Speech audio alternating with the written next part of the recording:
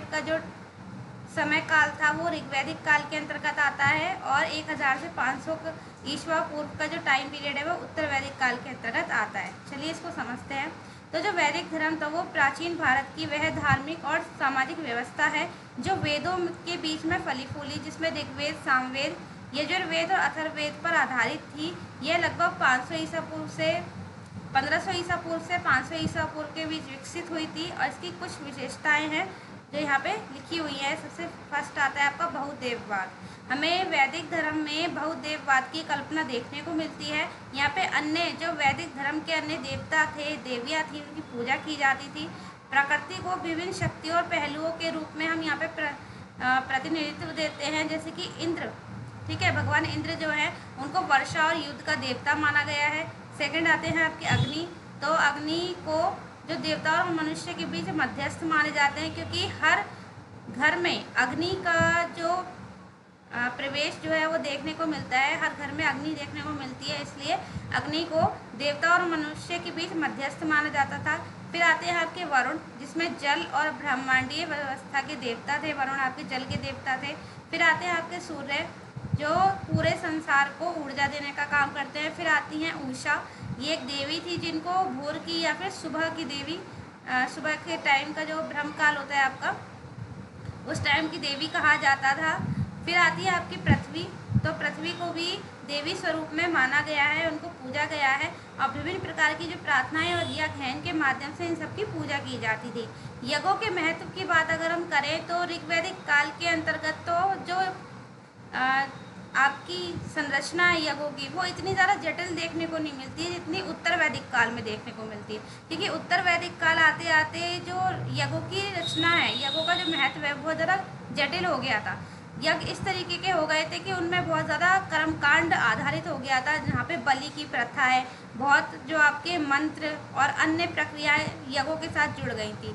जबकि ऋग्वैदिक काल की अगर हम बात करें तो यज्ञ बहुत सरल माध्यम से होते थे, कुछ गायन के माध्यम से और कुछ आपके मंत्रों के माध्यम से यज्ञों को पूरा करवाया जाता था। ठीक है, तो वैदिक धर्म में यज्ञों को केंद्रीय स्थान प्राप्त था। यज्ञ न केवल देवताओं की आराधना का एक तरीका था, बल्कि ब्रह्मांडीय व्यवस्था को बनाए रखने के लिए भी मानव जीवन के द्वारा यज्ञ करवाए जाते थे। जैसे कि फसलों को बोने से पहले लोग यज्ञ करते थे, फसलों को काटने से पहले करते थे जिससे कि उनकी फसलें अच्छी हो, स्वास्थ्य के लिए यज्ञ करते थे, संतान के लिए यज्ञ किया जाता था, संतान प्राप्ति के लिए। तो यज्ञों में मंत्रों का उच्चारण, अग्नि में आहुतियाँ डालना, साथ ही साथ अनेक प्रकार के अनुष्ठान और व्रत भी इसमें शामिल थे।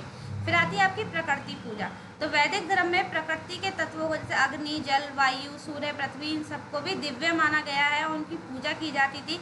कहा जाता था कि प्रकृति में अगर ये सब चीज़ें व्याप्त नहीं होंगी तो मनुष्य जो है अपने जीवन को सफल नहीं बना पाएगा, मनुष्य जो है अपना जीवन जी ही नहीं पाएगा। इसलिए इन सबको, प्रकृति को भी भगवान के स्वरूप में पूजा जाता था। ठीक है, प्रकृति की शक्तियों के प्रति सम्मान की भावना हमें वैदिक धर्म में देखने को मिलती है। फिर आता है मंत्रों का महत्व।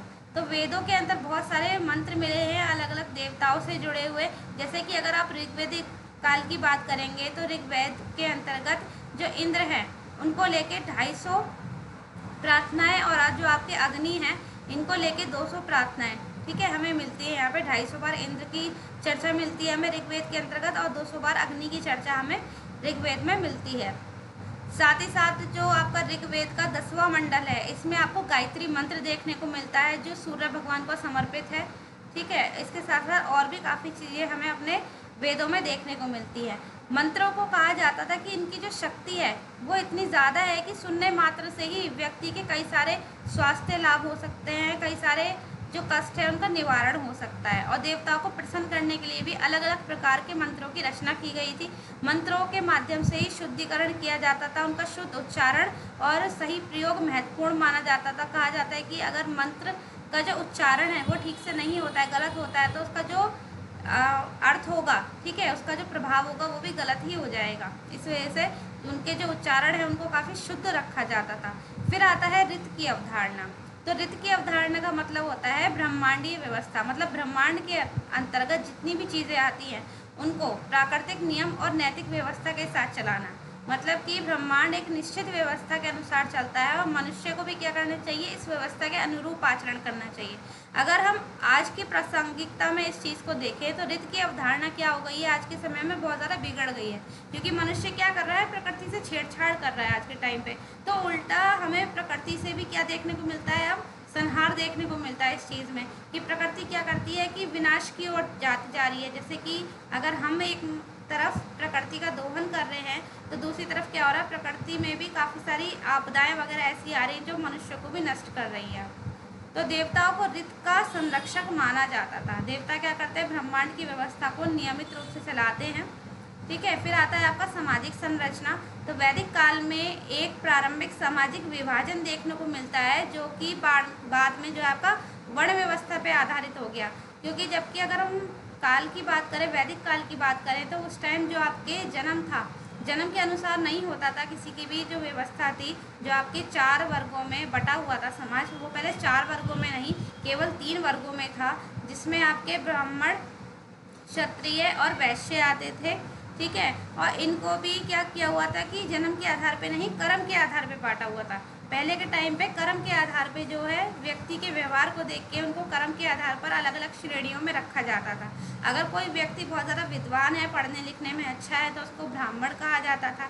अगर कोई व्यापार में बहुत अच्छा है तो उसको वणिक या वैश्य कहा जाता था। अगर कोई युद्ध वगैरह में काफ़ी अच्छा है तो उनको क्या कहा जाता था, क्षत्रिय कहा जाता था। लेकिन जो ऋग्वेद का पुरुष सूक्त है उसमें ऐसा कहा गया है कि 4 वर्णों का हमें उल्लेख मिलता है यहाँ पे ऋग्वेद के पुरुष सूक्त में, जिसमें ब्राह्मण, क्षत्रिय, वैश्य और शूद्र है। लेकिन अगर आप समाज में देखेंगे वहाँ पे तो 3 ही व्यवस्थाओं में ये आपको देखने को मिलेंगे उस टाइम पे।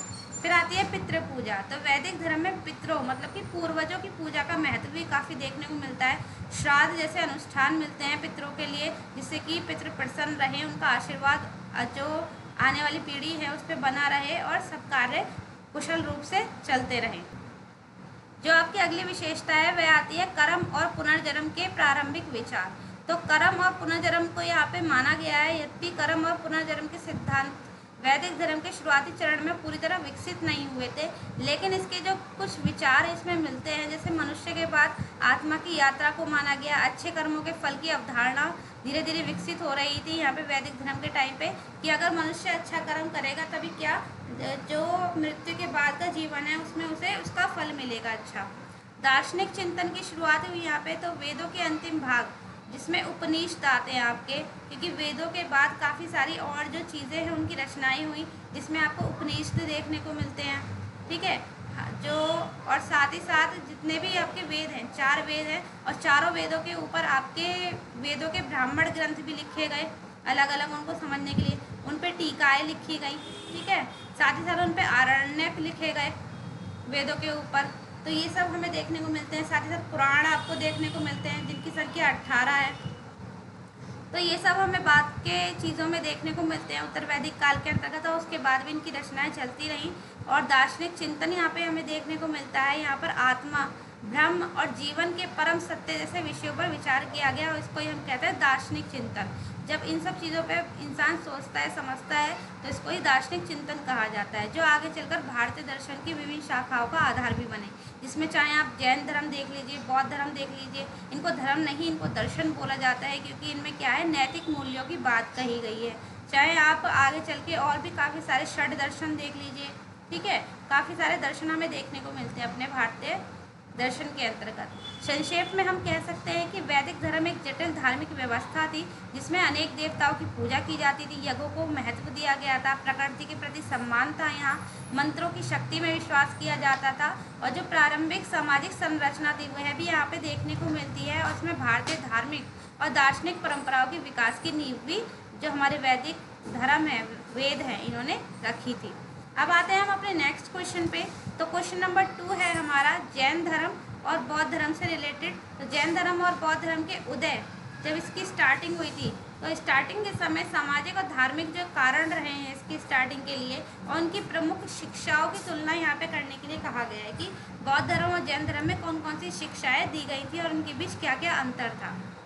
तो 6ठी शताब्दी ईसा पूर्व में आपके भारतीय उपमहाद्वीप में एक महत्वपूर्ण धार्मिक और सामाजिक उथल पुथल देखने को मिलती है। और इस काल में वैदिक धर्म की कुछ जटिलता और सामाजिक असमानताओं के विरुद्ध, ठीक है, जहाँ पर वेद क्या थे, बहुत ज़्यादा जटिल थे, लोगों के बीच में सामाजिक असमानता लेके आते थे, इनके विरुद्ध तो नए दर्शन, धार्मिक आंदोलन जिन्हें हम बोल सकते हैं एक तरीके से, उनका जन्म हुआ, जिसमें जैन धर्म और बौद्ध धर्म प्रमुख थे। और धर्मों के उदय के पीछे कई सामाजिक और धार्मिक कारण भी देखने को मिलते हैं।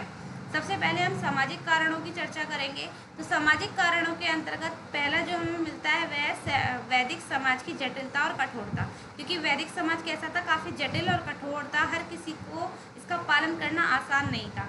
तो वैदिक समाज धीरे धीरे जटिल होता जा रहा था और वर्ण व्यवस्था यहाँ पर शुरू हो चुकी थी, जो श्रम विभाजन का आधार भी बन गई। जो पहले कर्म के आधार पे था वो अब क्या हो गया था, जन्म के आधार पे हो गया था। और जन्म के आधार पे होने की वजह से ही यहाँ पे क्या हो गया था, श्रम का विभाजन हो गया था लोगों के बीच में, कि जो व्यक्ति जिस कार्य को कर रहा है उसका जो आने वाला पुत्र या पुत्री होगा वो भी उसी कार्य को करेंगे। तो यहाँ पे श्रम विभाजन हो गया था।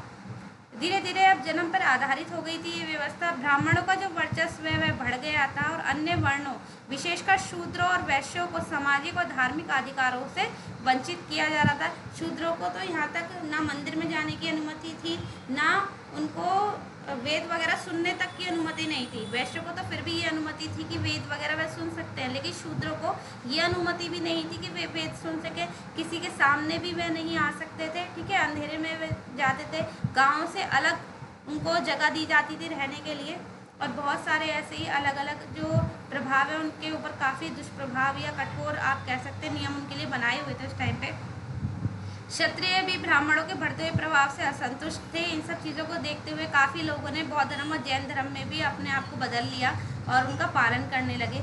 नेक्स्ट आपका सामाजिक कारण है यज्ञों की जटिलता और खर्चीलापन। तो वैदिक यज्ञ क्या होते थे, अत्यधिक जटिल और खर्चीले हो गए थे, जिनमें पशु बलि भी शामिल हो गई थी और सामान्य लोगों के लिए इन अनुष्ठानों को कर पाना मुश्किल हो गया था, जिससे उनमें क्या हो गया, असंतोष व्याप्त हो गया था। क्योंकि क्या हो गया था कि हर कोई व्यक्ति इतना ज़्यादा मतलब धनवान नहीं हो सकता था। एकमात्र को हम मान सकते कि वैश्य और क्षत्रियों के पास काफ़ी पैसे हैं, लेकिन सारे क्षत्रिय और सारे वैश्य ऐसे नहीं थे जिनके पास धन अत्यधिक हो या अधिक मात्रा में हो, क्योंकि बहुत ज़्यादा खर्च यहाँ पे बढ़ने लग गया था यज्ञों को लेके। तो उन्होंने देखा कि जहाँ वैदिक धर्म में ये कहा जा रहा है कि आप ये चीज़ कीजिए, ये काम कीजिए, इतने पैसे यहाँ खर्च कीजिए, वहाँ खर्च कीजिए, और जब उन्होंने देखा कि बौद्ध धर्म और जैन धर्म में सिंपल सी बात कही जा रही कि आप क्या कीजिए, अपने आप को डायरेक्ट कनेक्ट कीजिए परमात्मा के साथ, तो वो इसलिए वह उन सब की ओर भी अग्रसर होने लग गए थे। लोग जो है उन लोग जैन धर्म और बौद्ध धर्म की तरफ बढ़ने लग गए थे। शहरीकरण और नए सामाजिक वर्गों का उदय होने लग गया था। तो इस काल में कृषि आधारित अर्थव्यवस्था के साथ साथ व्यापार और वाणिज्य का भी विकास होने लग गया था, जिससे कि क्या हुआ, शहरी केंद्र और व्यापारी वर्ग का उदय हो गया था। जब लोग गांव क्या थी, अर्थव्यवस्था का केंद्र थी, हमारे जितने भी सामान तैयार होते थे वो गांव में ही होते थे। गांव में कच्चा माल को लेके और उसको तैयार करके शहर भेजा जाता था, और जो लोग शहर जाके उन सामानों को बेचते थे तो वहाँ पे एक तरीके का बाजार लगाते थे, व्यापार करते थे, मंडी लगाते थे, और उसके आसपास ही वो लोग फिर रहने लग गए। और उसके आसपास जहाँ वो लोग रहने लग गए वहीं पे क्या हो गया, एक बाजार व्यवस्था बन गई, और वहाँ पे धीरे धीरे शहरों का निर्माण हो गया। ठीक है, यहाँ पे शहरों का निर्माण हो गया, इसी वजह से यहाँ पे एक व्यापारी वर्ग भी रहने लगा। और जो लोग शहर चले गए थे उनकी जो व्यवस्थाएं हैं वह काफ़ी चेंज हो गई थी गांव के लोगों की अपेक्षा। इसी वजह से वह अपना जो स्थान है वैदिक समाज में बना नहीं पा रहे थे, और इसी को देखते हुए उन्होंने क्या किया, जैन धर्म और बौद्ध धर्म की तरफ वह लोग अग्रसर हो गए। फिर आती है जनसाधारण की भाषा से दूरी, क्योंकि जो वैदिक धर्म है आपका, उसमें जो सर प्रमुख भाषा मानी जाती है वो मानी जाती है संस्कृत, और संस्कृत हर कोई बोल समझ नहीं सकता था। इसी वजह से वह किस तरफ चले, स्थानीय भाषाओं की तरफ, क्योंकि जैन धर्म और बौद्ध धर्म के अंतर्गत जितने भी ज्ञान और की बातें कही गई हैं या उपदेश दिए जाते थे वो सारे पाली और प्राकृत भाषा में दिए जाते थे और कहे जाते थे। उनके जो ग्रंथ हैं वह भी पाली और प्राकृत भाषा में लिखे भी जाते थे, और इनको काफ़ी आसान तौर पे लोग जो है वो समझ लेते थे। आम लोगों के लिए समझना कठिन नहीं था पाली और प्राकृत को, क्योंकि इनकी जनसामान्य की भाषा ही पाली और प्राकृत थी। इसी वजह से उनके जो विचार हैं बौद्ध धर्म और जैन धर्म के, वो आसानी से जनसाधारण तक पहुंच सकते थे। अब हम देखते हैं अपना नेक्स्ट पॉइंट। तो नेक्स्ट पॉइंट है हमारा धार्मिक कारण, हम यहाँ पे देखेंगे। कि सामाजिक कारण हमने देख लिया। अब हम देखते हैं कि कौन से वे धार्मिक कारण रहे जिनकी वजह से जैन धर्म और बौद्ध धर्म का उदय हुआ। फर्स्ट आता है आपका वैदिक कर्म कांडों से असंतुष्टि। तो वैदिक धर्म के जटिल कर्म कांडों को और पशु बलि की प्रथा से कई विचारक और तपस्वी असंतुष्ट हो गए। उन्होंने कहा कि कोई भी जो देवता है वह कैसे खुश हो सकता है किसी और की जान लेके, क्योंकि वह क्या करते हैं, जीवन प्रदान करने वाले हैं, तो वह मृत्यु हम किसी को कैसे दे सकते हैं। तो वे एक सरल, अति व्यक्तिगत और अहिंसक धार्मिक मार्ग की तलाश में थे, जो कि उन्हें बौद्ध धर्म और जैन धर्म के परिणति के तौर पे मिला। फिर आता है आपका मोक्ष की नई अवधारणाएं। तो वैदिक धर्म में मोक्ष की अवधारणा काफ़ी अस्पष्ट थी कि कैसे मोक्ष मिलेगा। कोई कहता था ये यज्ञ कर लो तो मोक्ष मिलेगा, कोई कहता था ये व्रत कर लो तो आपको मोक्ष मिलेगा। लेकिन जैन धर्म और बौद्ध धर्म की बात करें तो वहाँ पे कहा जाता था कि अगर आप अच्छे कर्म करते हैं, किसी के साथ बुरा नहीं करते, किसी का बुरा नहीं सोचते और अपने जीवन को सही तौर पे जीते हैं, तो आपको क्या होगा, मोक्ष की प्राप्ति हो जाएगी। तो नए धार्मिक आंदोलनों ने जन्म और मृत्यु के चक्र से मुक्ति, मोक्ष प्राप्त करने के लिए नए अधिक सुलभ तरीके प्रस्तुत किए लोगों के सामने। फिर आता है तपस्या और आत्म अनुशासन का महत्व। तो जैन धर्म और बौद्ध धर्म दोनों ने तपस्या, आत्म अनुशासन और नैतिक आचरण पर जोर दिया है। वह यज्ञ जैसे कर्मकांडों को नहीं मानते थे। मोक्ष प्राप्ति का एक महत्वपूर्ण साधन माना गया था नैतिक आचरण को। साथ ही साथ वैदिक कर्मकांडों से एक अलग दृष्टिकोण यहाँ पे देखने को मिलता है। फिर आता है आपका व्यक्तिगत अनुभव और ज्ञान पर बल। तो नए धर्मों ने धार्मिक सत्य को जानने के लिए व्यक्तिगत अनुभव और ज्ञान पे बल दिया। जैसा कि आप सभी को पता होगा, बौद्ध धर्म के जो संस्थापक रहे हैं वह है हमारे बुद्ध, ठीक है, महात्मा बुद्ध जिन्हें हम बोलते हैं, जिनका बचपन का नाम सिद्धार्थ था। और आत्म अनुभव की बात कहें हम यहाँ पे, तो उन्होंने अपना गृह त्याग करके जब वे वन में चले गए थे और 12 वर्षों तक उन्होंने तपस्या की, ठीक है, और अपने ही अनुभव के आधार पर उन्होंने लोगों को समझाया कि आने वाला जीवन जिसमें आपके बहुत सारे दुख होने वाले हैं, उन दुखों से आप कैसे पार पा सकते हैं, कैसे उनसे मुक्ति ले सकते हैं। तो ना कि केवल ब्राह्मणों के अधिकार या वैदिक ग्रंथों पर निर्भर थे, बल्कि क्या हुआ कि जो धार्मिक सत्य है उनको जानने के लिए उन्होंने अपने अनुभव सब लोगों के साथ शेयर करने शुरू कर दिए। नेक्स्ट आता है आपका जैन धर्म और बौद्ध धर्म की शिक्षाएं। तो कौन कौन सी शिक्षाएं थी, यहाँ पे हम तुलना करके देखेंगे दोनों की। तो जो आपके संस्थापक रहे हैं जैन धर्म में, वह थे आपके शुरू में पार्श्वनाथ, ठीक है। तो जो आपके जैन धर्म के संस्थापक रहे हैं वह थे आपके ऋषभ देव। लेकिन सबसे ज़्यादा अगर हम कहें कि जो लोकप्रिय हुआ है आपका जैन धर्म, वो हुआ है महावीर स्वामी के टाइम पे, जो जैन धर्म के 24वें तीर्थंकर माने जाते हैं। अगर हम बौद्ध धर्म की बात करें तो यहाँ पे महात्मा बुद्ध, जिन्हें सिद्धार्थ के नाम से जाना जाता था, वह इस धर्म के संस्थापक रहे हैं। इनका जो अंतिम लक्ष्य था जैन धर्म का, वह था कैवल्य की प्राप्ति, मतलब जन्म मृत्यु के चक्र से मुक्ति लेना। और बौद्ध धर्म का अंतिम लक्ष्य था निर्वाण प्राप्त करना, मतलब दुखों का अंत और परम शांति की अवस्था प्राप्त करना। फिर आता है आपका अहिंसा पे। ये लोग दोनों ही धर्मों के अंतर्गत अहिंसा पे जोर दिया गया है।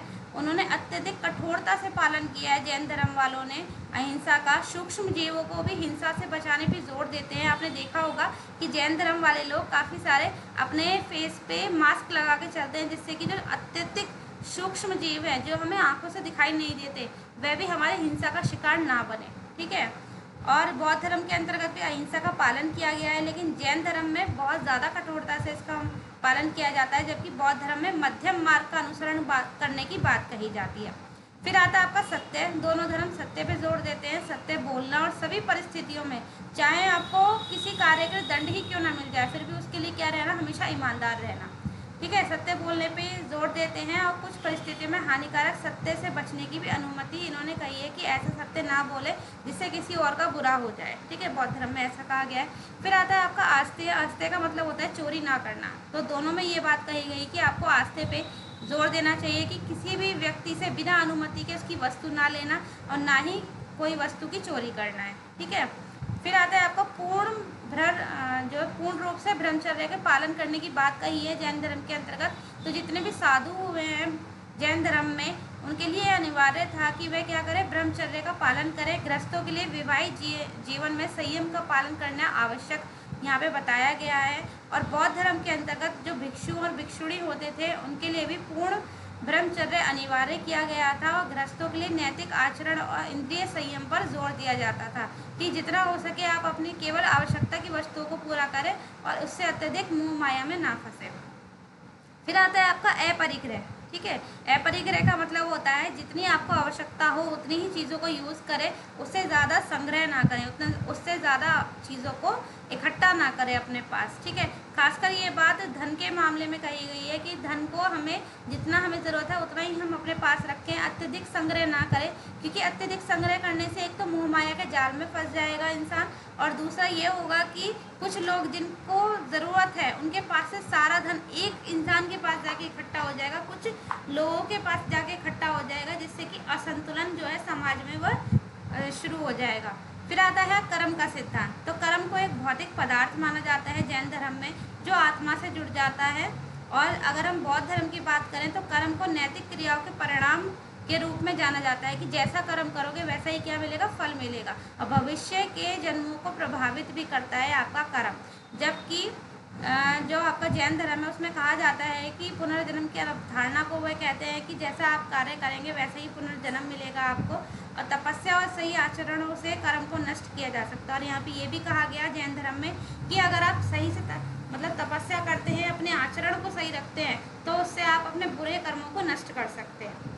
जबकि बौद्ध धर्म में कहा जाता था कि आप क्या कीजिए कि जैसा आप कर्म करोगे वैसा ही फल मिलेगा आपको, और अगर आपको निवारण प्राप्त करना है तो आपको नकारात्मक कर्मों से क्या करना होगा, बचना होगा, और सकारात्मक कर्मों को करना होगा, अच्छे कर्मों को करना होगा। आत्मा की अगर हम यहाँ पे अवधारणा देखें तो आत्मा यहाँ पे जीव को माना गया है जैन धर्म के अंतर्गत। तो आत्मा के अस्तित्व को माना जाता है यहाँ पे, जो अनंत और व्यक्तिगत है। प्रत्येक जीव में चेतना होती है, यहाँ तक कि पेड़ पौधों पत्थरों में भी ये लोग जीव आत्मा को देखते हैं। जैन धर्म के लोग कहते हैं कि सब जीवों में, सब चीज़ों में उनकी अपनी एक आत्मा होती है, और किसी को भी कष्ट पहुंचाना, यहाँ तक कि किसी को कष्ट पहुंचाने के बारे में सोचना भी अपने आप में बहुत गलत है। तो अनात्मवाद का सिद्धांत बौद्ध धर्म के अंतर्गत दिया जाता है। स्थायी आत्मा, ये स्वयं का कोई अस्तित्व नहीं है, आत्मा को यहाँ पे नहीं माना जाता है बौद्ध धर्म के अंतर्गत।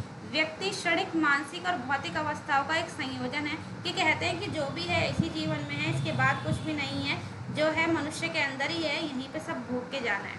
फिर आती है ईश्वर की बात। तो ईश्वर के निर्माता के रूप में अस्तित्व को अस्वीकार करते हैं ये लोग, और ब्रह्मांड को क्या मानते हैं, शाश्वत मानते हैं, और अपने नियमों से ये चलता है। तो ईश्वर के स्वरूप को नहीं माना जाता यहाँ पे। जबकि अगर हम बौद्ध धर्म की बात करें तो ईश्वर के निर्माता के रूप में अस्तित्व पर ध्यान केंद्रित नहीं करते हैं ये लोग, और व्यवहारिक समस्या और दिक्कतों के निवारण पर अधिक जोर देते हैं। ठीक है, तो बौद्ध धर्म के जो लोग हैं वह कहते हैं कि जो भी है आपकी आत्मा है, आपके अंदर है जो भी है, और आप उसको सही करने की कोशिश कीजिए। मोक्ष के मार्ग की बात कहें तो जैन धर्म के अंतर्गत त्रिरत्न यहाँ पे बताए गए हैं कि इन 3 चीज़ों को अगर आप सही कर लेते हैं तो आप क्या कर लेंगे, मोक्ष की प्राप्ति कर लेंगे। पहला है आपका सम्यक दर्शन, कि जो भी चीज़ देखें समझें उसको सही समझें, सही देखें। सम्यक ज्ञान, जो भी आप ज्ञान प्राप्त करें वह सही प्राप्त करें। और सम्यक चरित्र, अपने चरित्र को, अपने कैरेक्टर को सही रखें और कठोर तपस्या का पालन करें। ठीक है, फिर आता है आपका बौद्ध धर्म। बौद्ध धर्म में अगर हम मोक्ष के मार्ग की बात करते हैं तो यहाँ पे अष्टांगिक मार्ग की बात कही गई है कि आपकी दृष्टि कैसी होनी चाहिए, सम्यक अच्छी होनी चाहिए। आपका संकल्प जो है, किसी भी चीज़ को लेके अगर आप संकल्प लेते हैं उसको पूरा कीजिए। आपकी वाणी अच्छी होनी चाहिए, आपके कर्म अच्छे होने चाहिए, आप आजीव होने चाहिए, मतलब किसी भी जीव को परेशान ना करें। सम्यक व्यायाम की बात कही गई है, शरीर को सही रखने की बात की गई है। सम्यक स्मृति, मतलब कुछ भी आप अगर सोचते हैं उसको अच्छा सोचिए। ठीक है, किसी भी चीज़ के बारे में, ना अपने बारे में ना किसी और के बारे में गलत नहीं सोचना है। सम्यक समाधि की बात यहाँ पे की गई है, जैसे कि अब भी हमारे दर्शन में कहा जाता है कई लोगों के द्वारा कि क्या करना चाहिए, आपको ध्यान लगाने पे बात की जाती है। तो मध्यम मार्ग पर यहाँ पे जोर दिया जाता है। फिर आता है साहित्य की बात। तो आगम सूत्र प्राकृत भाषा में जैन धर्म के अंतर्गत लिखा गया है, और सारे के सारे जितने भी ज्ञान हैं, शिक्षाएं हैं जैन धर्म की, वो हमें आगम सूत्र में मिलती हैं। ऐसे ही आपके बौद्ध धर्म के अंतर्गत त्रिपिटक लिखे गए पाली भाषा के अंतर्गत। और ये त्रिपिटक क्या थे, एक था आपका विनय पिटक, एक था अभिधम पिटक, और थर्ड आता है आपका सुत पिटक। ये 3 पिटक या 3 टोकरियों के नाम से भी जाने जाते हैं, जिनके अंतर्गत बौद्ध धर्म की जो शिक्षाएं हैं उनका संकलन किया गया है पाली भाषा में। और ये प्राकृत और पाली भाषा दोनों ही क्या थी, जन सामान्य की भाषा थी। निष्कर्ष की बात करें तो जैन धर्म और बौद्ध धर्म दोनों ही 6ठी शताब्दी ईसा पूर्व में वैदिक धर्म की सामाजिक और धार्मिक जटिलताओं के प्रतिक्रिया स्वरूप उभरे थे समाज में, और दोनों धर्मों ने सामाजिक समानता, अहिंसा, नैतिक आचरण और व्यक्तिगत मुक्ति पर जोर दिया है। हालांकि कुछ जो शिक्षाएं हैं उनकी वो एक जैसी हैं, कुछ जो हैं उनमें डिफरेंस है, लेकिन दोनों ही किस चीज़ पे जोर देते हैं, सरलता पे जोर देते हैं कि जनसामान्य के लोगों के द्वारा कैसे उनके जो जीवन है उसको सरल बनाया जाए। ठीक है, अब आते हैं हम अपने नेक्स्ट क्वेश्चन पे। तो नेक्स्ट क्वेश्चन हमारा क्वेश्चन नंबर 3 है, जिसमें आपको मध्यकालीन भारत में सूफीवाद के प्रभाव और महत्व का आलोचनात्मक मूल्यांकन कीजिए।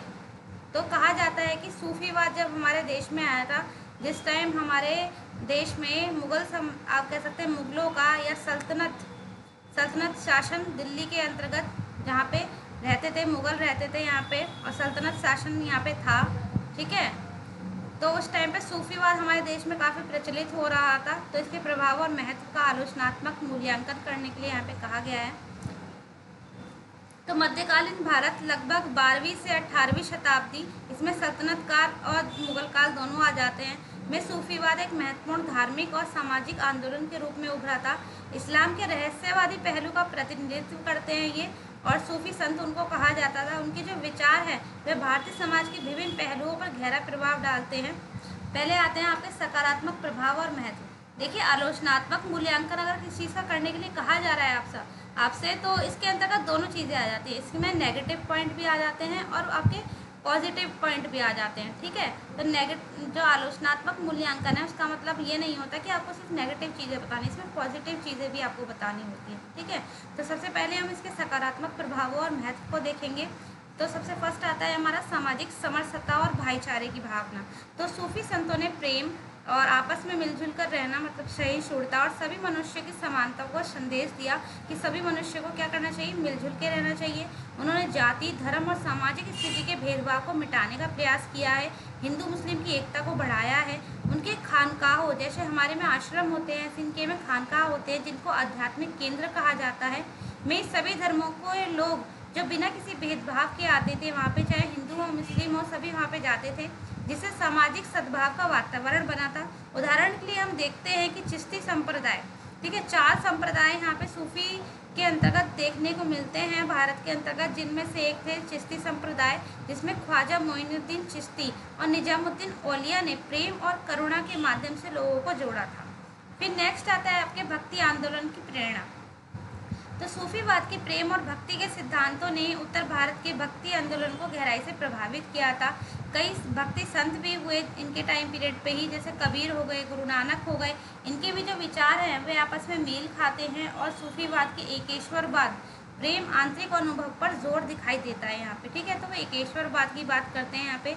दोनों आंदोलनों ने धार्मिक कट्टरता और भारी आडंबरों का विरोध किया है, चाहे वह हिंदू धार्मिक आंदोलन हो चाहे इस्लामिक धार्मिक आंदोलन हो, दोनों ही क्या करते हैं, कट्टरता और भारी आडंबरों का विरोध करते हैं, और ईश्वर के प्रति व्यक्तिगत प्रेम और समर्पण का महत्व यहाँ पे देखने को मिलता है।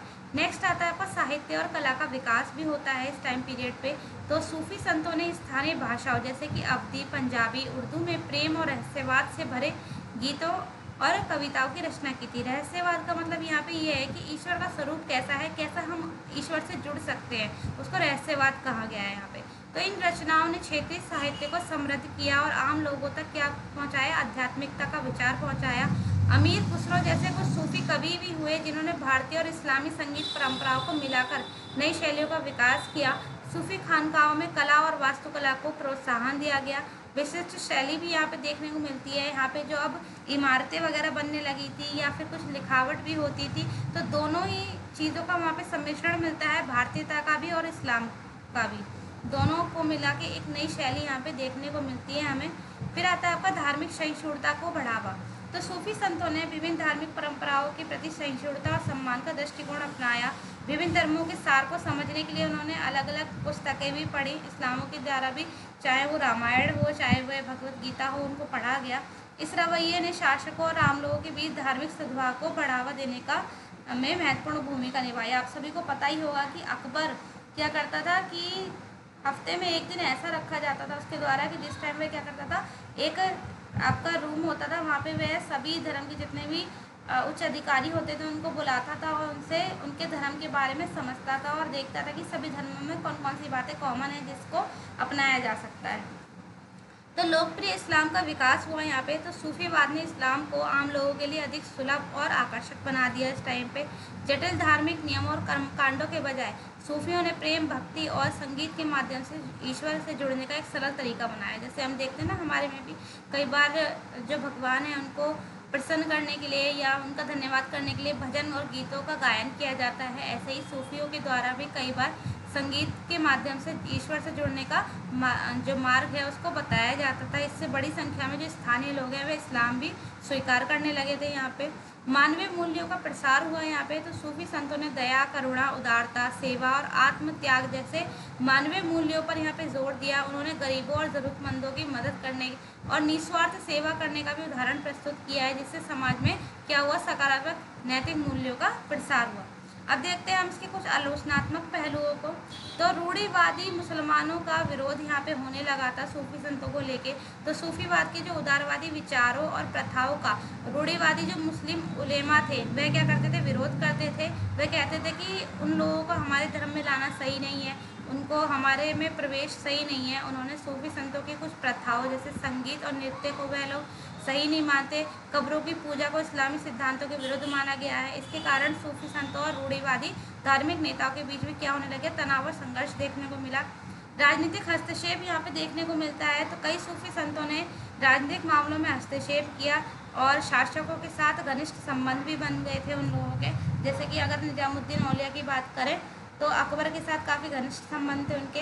इससे उनकी आध्यात्मिक स्वतंत्रता और निष्पक्षता पर सवाल उठाए जाने लगे कि जो शासक है वह क्या हो रहा है, एक धर्म के प्रति ढलता जा रहा है। कई बार शासकों ने अपने राजनीतिक उद्देश्यों के लिए सूफी संतों का इस्तेमाल भी किया था। अंधविश्वास और आडंबर, ठीक है। तो समय के साथ कुछ सूफी खानकाहों में क्या होने लग गया था, अंधविश्वास और आडंबर भी प्रवेश कर गए थे। वहाँ पे लोगों ने संतों की कब्रों को चमत्कारी शक्तियाँ प्रदान करने वाला स्थान मानना शुरू कर दिया था। मन्नतें और चढ़ावे चढ़ने लगे थे और कई लोग इन सब चीज़ों की वजह से ही क्या करते थे, मज़ारों पे लोगों को बुलाते थे। और इससे सूफीवाद का मूल रहस्यवादी और आध्यात्मिक संदेश कहीं खो गया था कि जो उसका मूल तत्व जो था सूफीवाद का, कि सभी के अंदर प्रेम, करुणा की भावना रखनी है, सभी की सेवा करनी है निस्वार्थ भाव से, वो खत्म हो गया और लोग अपने फायदे के लिए इन चीज़ों को देखने लग गए थे। सामंती व्यवस्था को बढ़ावा मिला इससे। तो कुछ इतिहासकारों का मानना है कि सूफी खानकाहों को शासकों और अमीरों से मिलने वाली भूमि और धन ने सामंती व्यवस्था को और ज़्यादा मजबूत कर दिया था। खानका बड़े भूस्वामी के रूप में उभरे जिनका स्थानीय किसानों पर नियंत्रण हो गया, क्योंकि क्या होने लगा था, यहाँ पे काफ़ी सारे चढ़ावे चढ़ने लग गए थे। इसलिए खानकाहों में भी काफ़ी सारा धन जो है वो इकट्ठा हो जाता था। लोगों के द्वारा कई बार भूमि भी दान की जाती थी इन लोगों को। तो इस वजह से क्या होने लग गया था, उनके पास धन और भूमि काफ़ी इकट्ठी हो गई थी। धार्मिक रूपांतरण की प्रकृति हमें देखने को मिलती है। तो कुछ आलोचक ये तर्क भी देते हैं कि सूफी संतों द्वारा किए गए धार्मिक रूपांतरण हमेशा स्वैच्छिक नहीं थे। मतलब हमेशा ये नहीं था कि जो उन लोगों ने रूपांतरण किए कि अगर कोई किसी अलग धर्म का इंसान है और उसने इस्लाम स्वीकार कर लिया, तो हमेशा ये ज़रूरी नहीं था कि उस इंसान ने, उस व्यक्ति ने स्वेच्छा से, अपनी मर्जी से इस्लाम धर्म स्वीकार किया हो। कई बार उसके ऊपर सामाजिक और राजनीतिक दबाव भी इसमें शामिल हो सकता था। यहाँ हम निष्कर्ष की बात करें तो हम पाएंगे कि मध्यकालीन भारत में सूफीवाद जो था एक बहुत ज़्यादा शक्तिशाली और बहुआयामी आंदोलन था, जिसने भारतीय समाज के धर्म, साहित्य और कला सभी पर काफ़ी गहरा और स्थायी प्रभाव डाला, जो आज भी देखने को मिलता है हमें। धार्मिक सहिष्णुता की उनके द्वारा बात की गई, मानवीय मूल्यों को बढ़ावा दिया गया, भक्ति आंदोलनों को प्रेरित किया गया। हालांकि इसमें कुछ नकारात्मक पहलू भी हमें देखने को मिलते हैं, जैसे कि रूढ़िवादी विरोध देखने को मिलता है, राजनीतिक हस्तक्षेप देखने को मिलता है, अंधविश्वास का प्रवेश देखने को मिलता है। लेकिन फिर भी सूफीवाद का जो मध्यकालीन भारत पर सकारात्मक प्रभाव है वह ज़्यादा ही महत्वपूर्ण है और इसने एक समावेशी और प्रेम आधारित आध्यात्मिक दृष्टिकोण को प्रस्तुत किया। अगर हम 1857 की क्रांति की बात करें तो यहाँ तक आने तक जो हमारा भारत है वहाँ पर सभी लोग दोनों ही धर्म के, चाहे वह मुस्लिम हो चाहे वह हिंदू हो, काफ़ी सहिष्णु तरीके से रहे हैं। लेकिन 1857 की क्रांति के बाद से काफ़ी ज़्यादा फूट यहाँ पे पड़ने लग गई थी और इसकी जो परिणति है वो 1906 में जो मुस्लिम लीग की स्थापना होती है जिन्ना के द्वारा काफ़ी ज़्यादा ही यहाँ पे उभार दे दिया गया था इस मामले में। और फिर बाद में जाके 1947 के टाइम पे धर्म के नाम पे ये एक अलग देश ही बन गया। तो सूफीवाद ने काफ़ी ज़्यादा जटिलताओं को सरल करने का प्रयास किया है और सीमाओं को समझाने में भी मदद की है और लोगों को लोगों के जो भारतीय संस्कृति है हमारी और जो हमारा समाज है उसमें एक अलग ही चेतना देखने को मिलती है सूफीवाद के अंतर्गत। अब आते हैं हम अपने नेक्स्ट क्वेश्चन पे। क्वेश्चन नंबर 4, सिख धर्म के सिद्धांतों और सामाजिक सुधारों पर एक विस्तृत निबंध लिखें। तो सिख धर्म के जो सिद्धांत रहे हैं, जो उनकी बातें रही हैं, विचार रहे हैं और क्या क्या उन्होंने सामाजिक सुधार किए, उस पर एक निबंध लिखने की बात की गई है यहाँ पे। तो सिख धर्म 15वीं शताब्दी में गुरु नानक देव द्वारा स्थापित किया गया था और एकेश्वरवादी धर्म है ये। एक मतलब एक आत्मा, एक जीव, एक परमात्मा की बात यहाँ पे की जाती है। आपने देखा भी होगा गुरुद्वारा वगैरह में कोई आपको प्रतिमा, कोई मूर्ति, कोई तस्वीर इतनी ज़्यादा नहीं मिलती है। एक ईश्वरवाद की बात की जाती है यहाँ पे, जो अपने अद्वितीय आध्यात्मिक सिद्धांतों और प्रगतिशील सामाजिक सुधारों के लिए भी सिख धर्म जाना जाता है। सिख धर्म न केवल एक धार्मिक प्रणाली है बल्कि एक न्याय, समानता और सेवा के मूल्यों पर आधारित जीवन दर्शन है और सेवा पे बहुत ज़्यादा जोर दिया जाता है सिखों में। इसके सिद्धांतों और सामाजिक सुधारों ने भारतीय समाज पर काफ़ी गहरा प्रभाव भी डाला था। तो सिख धर्म के प्रमुख सिद्धांतों को हम देखते हैं। यहाँ पे एक ईश्वर, एक ओंकार की बात की जाती है। सिख धर्म का सबसे मौलिक सिद्धांत है ईश्वर में विश्वास, जिसे एक ओंकार कहा जाता है। यहाँ पे जो ईश्वर है वह निराकार है, मतलब यहाँ पे निर्गुण भक्ति धारा पे जोर दिया गया है। ऐसी भक्ति धारा जिसमें जो ईश्वर का रूप है वह कैसा है, निर्गुण है, कोई उसका आकार नहीं है, ठीक है, निराकार है, अनंत है, सर्वव्यापी है, सब जगह मतलब मिलता है और सभी सृष्टियों को करता है। सिख धर्म मूर्ति पूजा का खंडन करता है, ठीक है, और केवल एक निराकार ईश्वर की उपासना पर यहाँ पे जोर दिया गया है। फिर आता है आपका 10 गुरुओं का महत्व। तो आपके सिख धर्म के अंतर्गत 10 गुरु आए थे और 10 गुरुओं के बाद जो आपके लास्ट गुरु थे, तो आपके 10वें गुरु जो थे वह थे आपके गुरु गोविंद सिंह जी। तो गुरु गोविंद सिंह जी के द्वारा ही क्या किया गया, लास्ट में खालसा पंथ की स्थापना की गई थी गुरु गोविंद सिंह जी के द्वारा। और साथ ही साथ जो मतलब कि इन लोगों के अंदर जो आध्यात्मिक शक्ति या आत्मा थी उसको ट्रांसफ़र कर दिया गया आप किस में, आपके गुरु ग्रंथ साहिब में, ठीक है, गुरु ग्रंथ साहिब में इसको ट्रांसफ़र कर दिया गया इनकी आत्मा को और कहा गया कि गुरु के रूप में अब हमारी क्या चलेगी, गुरु ग्रंथ साहिब को माना जाएगा, ठीक है। तो सिख धर्म में 10 गुरुओं की एक महत्वपूर्ण परंपरा रही है जो गुरु नानक देव से शुरू होकर गुरु गोविंद सिंह जी तक चली थी। और सिख मानते हैं कि इन 10 गुरुओं में एक ही ज्योति, मतलब एक ही आत्मा, एक ही आध्यात्मिक प्रकाश था और उनकी जो शिक्षाएं हैं वह सभी समान हैं। गुरु ग्रंथ साहिब सिख धर्म का पवित्र ग्रंथ है और इन्हीं 10 गुरुओं और अन्य संत कवि जो यहाँ पे हुए हैं इनकी जो शिक्षाओं का संग्रह है वह गुरु ग्रंथ साहिब में ही मिलता है। और 11वें शाश्वत गुरु जो हमेशा रहेंगे उनके रूप में गुरु ग्रंथ साहिब को ही माना जाता है। तो अंतिम ज्योति गुरु गोविंद सिंह जी की जो थी वो गुरु ग्रंथ साहिब में ट्रांसफ़र कर दी गई, ठीक है। गुरु ग्रंथ साहिब की अगर हम बात करें तो ये सिख धर्म का सर्वोच्च धार्मिक ग्रंथ है। सिखों के लिए शाश्वत गुरु का स्थान ये रखता है। 10 गुरुओं के उपदेश के साथ साथ विभिन्न धर्मों के अंतर्गत जितनी भी अच्छी शिक्षाएं और बातें की गई हैं संत कवियों के द्वारा, चाहे कबीर की वाणी हो, रविदास जी की हो, नामदेव की हो, इन सभी की वाणियों को भी गुरु ग्रंथ साहिब में शामिल किया गया है। धार्मिक सहिष्णुता की बात की जाती है यहाँ पे कि सभी को मिलजुल के रहना चाहिए। समावेशिता का प्रतीक यहाँ पे माना जाता है। 3 आधारभूत सिद्धांत हैं इसके। सबसे पहले है नाम जपना, ठीक है, कि कहा जाता है कि ज़्यादा से ज़्यादा आप क्या कीजिए, सरल रूप से ईश्वर का नाम स्मरण कीजिए, प्रार्थना कीजिए, आध्यात्मिक चिंतन में लीन रहिए।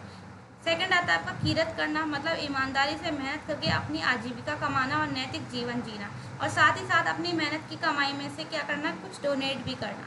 फिर आता है आपका वंड छकना, इसका मतलब है कि अपनी कमाई और संसाधनों को दूसरों के साथ बांटना, ज़रूरतमंदों की सहायता करना और सामुदायिक सेवा में भाग लेना, ठीक है। जैसा हमने पहले देखा कि सेवा में काफ़ी ज़्यादा जोर देते हैं ये लोग।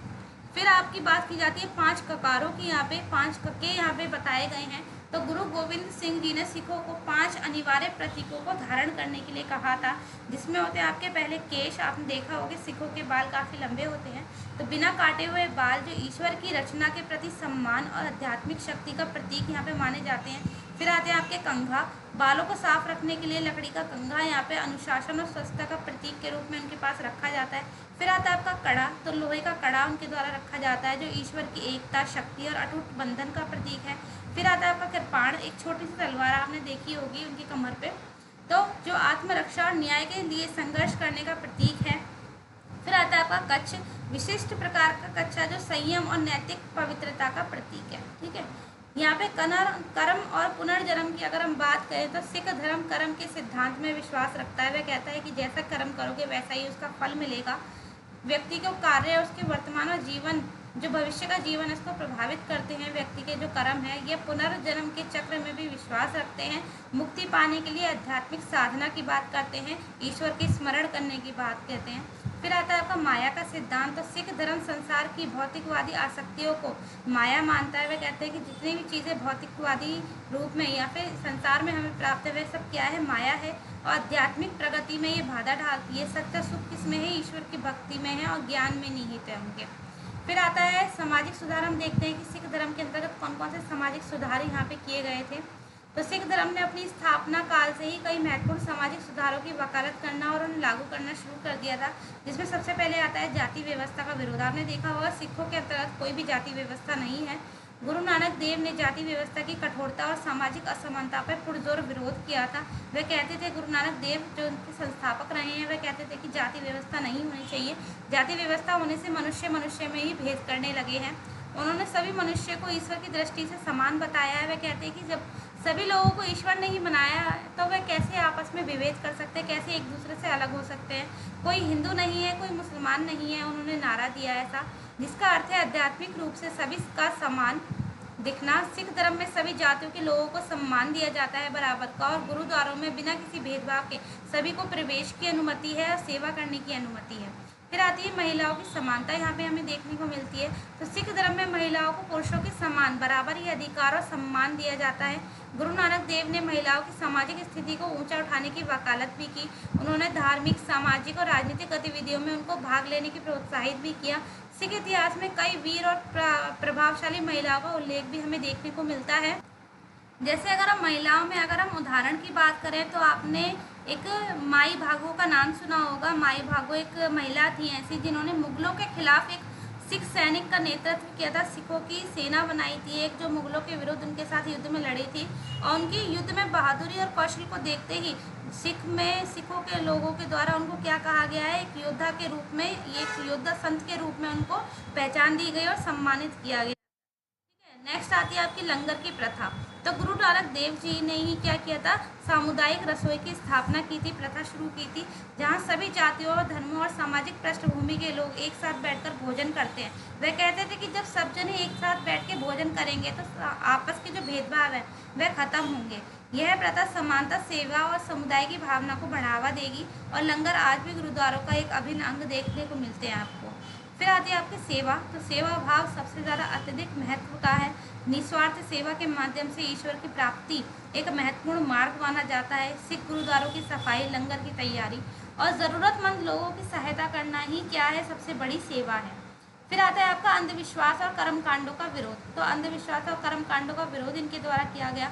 सिख धर्म ने बाहरी धार्मिक आडंबर जितने भी थे और अर्थहीन कर्मकांड, जैसे कि अगर अलग अलग तरीके के जो कर्मकांड अपनाए जाते थे जिनका कोई अर्थ नहीं था, ऐसे कर्मकांडों का खंडन किया।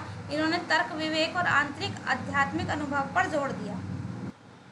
नेक्स्ट आता है हमारा शारीरिक और आध्यात्मिक शक्ति का समन्वय। तो गुरु हरगोविंद ने मीरी मतलब सांसारिक शक्ति और पीरी आध्यात्मिक शक्ति के दो तलवारों की अवधारणा प्रस्तुत की थी। वह कहते थे कि अन्याय का मुकाबला करने के लिए हमें किस चीज़ की ज़रूरत है, सांसारिक शक्ति की भी ज़रूरत है और आध्यात्मिक शक्ति की भी ज़रूरत है। तो धार्मिक स्वतंत्रता की रक्षा के लिए वे शरीर और अध्यात्म दोनों के समन्वय की बात करते हैं। इसमें सिखों में एक योद्धा संत की भावना का विकास हुआ। ठीक है। नेक्स्ट आता है आपका सामाजिक न्याय के लिए संघर्ष। तो सिख गुरुओं ने हमेशा सामाजिक न्याय और पीड़ितों के अधिकारों के लिए आवाज़ उठाई है। वह उन्होंने कभी भी किसी भी जाति, धर्म को देखकर किसी की मदद नहीं की, हमेशा मनुष्य होने के नाते ही मनुष्य की मदद की। ठीक है। गुरु तेग बहादुर ने धार्मिक स्वतंत्रता की रक्षा के लिए अपना बलिदान दिया, जो सिख धर्म के न्याय और मानव अधिकारों के प्रति प्रतिबद्धता का एक महत्वपूर्ण उदाहरण भी देखने को मिलता है। निष्कर्ष की अगर हम बात करें तो सिख धर्म न केवल आध्यात्मिक सिद्धांतों का एक संग्रह है, न केवल भक्ति पे जोर देता है, बल्कि ये एक प्रगतिशील सामाजिक आंदोलन भी है जिसने भारतीय समाज में महत्वपूर्ण सुधार लेके आए थे। एकेश्वरवाद की यहाँ पे देखने को मिलती है प्रथा, हमें गुरुओं के प्रति श्रद्धा देखने को मिलती है। गुरु ग्रंथ साहिब का महत्व देखने को मिलता है, जिसमें 3 आधारभूत सिद्धांत, 5 ककार जो सिख धर्म की नींव है उन देखा गया, और जाति व्यवस्था का विरोध किया गया। यहाँ पे महिलाओं की समानता की बात की गई, लंगर की प्रथा की बात की गई, सेवा भाव, सामाजिक न्याय के लिए संघर्ष, सामाजिक सुधार सिख धर्म की एक विशिष्ट और प्रभावशाली धार्मिक परंपरा देखी गई है। तो काफ़ी सारे नैतिक मूल्यों की इन्होंने शुरुआत की, लोगों को जागरूक किया, जाति प्रथा का खंडन किया और सभी को एक समाज में एक साथ रहने के लिए प्रोत्साहित किया। नेक्स्ट क्वेश्चन आता है आपका क्वेश्चन नंबर 5। तो क्वेश्चन नंबर 5 कहता है भक्ति आंदोलन के उदय और विकास पर विस्तार से चर्चा करें, इसके सामाजिक और धार्मिक प्रभावों का मूल्यांकन करें। तो भक्ति आंदोलन मध्यकालीन भारत लगभग 7वीं से 17वीं शताब्दी तक उभरा था। धार्मिक और सामाजिक आंदोलन थे ये। मुख्य जोर इनका ईश्वर के प्रति व्यक्तिगत प्रेम और भक्ति पर था, ना कि जटिल कर्मकांड और शास्त्रीय ज्ञान पर। ये आंदोलन दक्षिण भारत से शुरू हुए थे और धीरे धीरे उत्तर भारत सहित पूरे उपमहाद्वीप में फैल गए थे। उदय के अगर हम कारण देखें इनके कि क्यों ये धार्मिक आंदोलन की शुरुआत हुई, तो सबसे पहले हम देखते हैं कि वैदिक धर्म और जटिलता के कर्मकांड के कारण, क्योंकि जो लोग थे वह काफ़ी ज़्यादा जो ब्राह्मणवादी वर्चस्व था और कठोर जाति व्यवस्था थी, इससे ग्रस्त हो गए थे, काफ़ी असंतुष्ट थे और धार्मिक प्रथाओं को समझना, उनका पालन करना काफ़ी मुश्किल हो गया था। ये कारण रहा। नेक्स्ट आता है आपका बौद्ध धर्म और जैन धर्म के प्रभाव के कारण। तो बौद्ध धर्म और जैन धर्म ने जाति व्यवस्था और कर्मकांडों का विरोध करके सामाजिक समानता और व्यक्तिगत मुक्ति के मार्ग पर जोर दिया था। भक्ति आंदोलन ने भी इसी तरह के विचारों को आगे बढ़ाया। फिर आता है आपका सूफीवाद का आगमन। तो भारत में मुस्लिम शासकों के सूफी संत भी यहाँ आए। प्रेम, रहस्यवाद, ईश्वर के प्रति समर्पण की इन्होंने बात की और भक्ति आंदोलन के संतों को प्रेरित किया। और दोनों आंदोलन में कई समानताएं भी देखने को मिलती हैं, जबकि सूफीवाद में कुछ नकारात्मक चीज़ें भी देखने को मिलती हैं। फिर आते हैं क्षेत्रीय भाषाओं का विकास। तो जो जटिल भाषाएं थी उनको समझना जन सामान्य के लिए बहुत ज़्यादा मुश्किल था। इसी वजह से जन सामान्य मतलब क्षेत्रीय भाषाओं में भी इन आंदोलन का उदय हुआ, जिसकी वजह से लोग ज़्यादा मात्रा में इनसे जुड़े। जैसे तमिल, तेलुगु, कन्नड़, मराठी, हिंदी, बंगाली भाषा में इन सबका विकास हुआ था। भक्ति संतों ने क्षेत्रीय भाषाओं को अपने उपदेशों का माध्यम बनाया। गीत भी इनमें ही गाए और साथ ही आम लोगों तक ने जो पहुँच है उनको आसान बनाया इसके माध्यम से। फिर आता है राजनीतिक अस्थिरता। तो राजनीतिक अस्थिरता उस समय हमारे देश में व्याप्त हो गई थी, क्योंकि कई बार शासक जो है पल पल पे चेंज हो रहे थे। कभी कहीं युद्ध होता था तो पता चलता था कि आज अगर कहीं पे हिंदू शासक है तो कल को वहाँ मुस्लिम हो गया, कहीं मुस्लिम है तो आगे चल के वहाँ पे हिंदू शासक हो गया।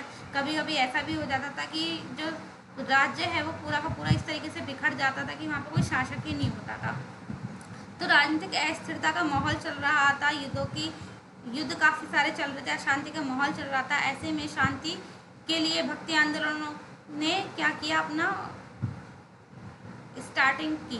ठीक है, विकास की प्रक्रिया की बात अगर हम करते हैं यहाँ पे, तो दक्षिण भारत से इन जो आंदोलन थे, भक्ति आंदोलन थे, इनकी शुरुआत हुई थी। भक्ति आंदोलनों की शुरुआत दक्षिण भारत में हुई, जहाँ पे शैव नैनार संत और वैष्णव अलवार संतों ने ईश्वर के प्रति गहरी भक्ति और प्रेम के गीतों की रचना की थी। इन संतों ने स्थानीय भाषाओं में अपनी भावनाओं को व्यक्त किया। जाति तथा लिंग के भेदभाव को चुनौती भी इन्होंने दी, कि इन्होंने कहा कि किसी भी प्रकार की जाति व्यवस्था को यहाँ पे नहीं माना जाएगा, लिंग भेदभाव को यहाँ पे नहीं माना जाएगा, कोई महिला है या कोई पुरुष है, सभी को बराबर माना जाएगा। नैनारों की अगर हम बात करें तो जो ये नैनार समुदाय है, ये कैसे हैं, ये शिव के भक्त इनको कहा जाता है। उन्होंने भक्ति के माध्यम से मोक्ष प्राप्त करने पर जोर दिया। इनमें जो आपके सबसे ज़्यादा प्रमुख संत रहे हैं वह हैं अपार, सुंदरार और त्रुज्ञान संबधर। ठीक है, ये कुछ प्रमुख नैनार संत रहे हैं यहाँ पे। अलवारों की अगर हम बात करें तो ये विष्णु भक्त इनको कहा जाता है। अलवारों को, अलवार संतों को विष्णु भक्त कहा जाता है। उन्होंने प्रेम और समर्पण के माध्यम से ईश्वर तक पहुंचने का संदेश दिया है। और इनके जो प्रमुख संत हुए थे अंडाल, ये एक स्त्री थी, और नाम वल्लार और पेरिया लवर। ठीक है, ये अलवार संत हुए हैं। फिर हम देखते हैं कि उत्तर भारत में इनका प्रसार कैसे हुआ।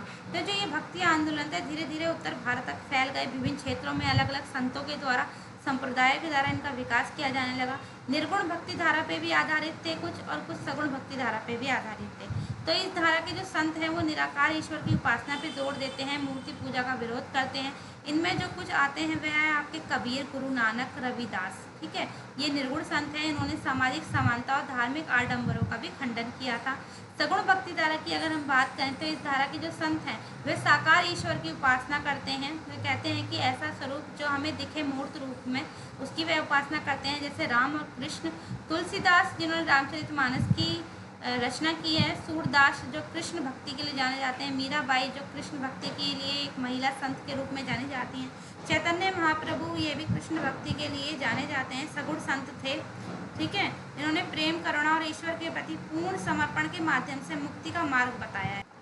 इसी बीच कुछ क्षेत्रीय परंपराएं भी यहाँ पे व्याप्त हुई थी। तो भक्ति आंदोलन पूरे उत्तर भारत में फैल गया था। विभिन्न क्षेत्रों में स्थानीय विशेषताओं के साथ इसका विकास हो गया था। जैसे महाराष्ट्र में नामदेव देखने को और तुकाराम देखने को मिलते हैं, बंगाल में चैतन्य महाप्रभु देखने को मिलते हैं, राजस्थान में मीराबाई, उत्तर प्रदेश में तुलसीदास जैसे संत अपने अपने क्षेत्रीय भाषाओं में सांस्कृतिक संदर्भों में भक्ति के संदेश को लोगों तक जन जन तक पहुंचा रहे थे। अब हम देखते हैं कि इसका सामाजिक प्रभाव क्या पड़ा। तो सबसे पहले जाति व्यवस्था पर इसका प्रहार देखने को मिलता है।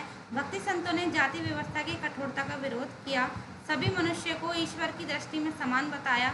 उन्होंने निम्न जाति के लोगों को भी अपना शिष्य बनाया और धार्मिक नेतृत्व में उनको शामिल किया, उनको आगे की लाइन में खड़ा किया, जिससे सामाजिक समानता की भावना को बढ़ावा मिला। महिलाओं की यहाँ पे भूमिका हमें खास देखने को मिलती है कि जहाँ वैदिक धर्म के टाइम पे महिलाओं की स्थिति अच्छी थी, वहीं धीरे धीरे उत्तर वैदिक काल आते आते महिलाओं की स्थिति गिरती चली गई और आगे के टाइम पीरियड पे महिलाओं की स्थिति में काफ़ी गिरावट देखने को मिलती है, जिसमें थोड़ा सा सुधार भक्ति आंदोलनों के समय देखने को मिलता है हमें।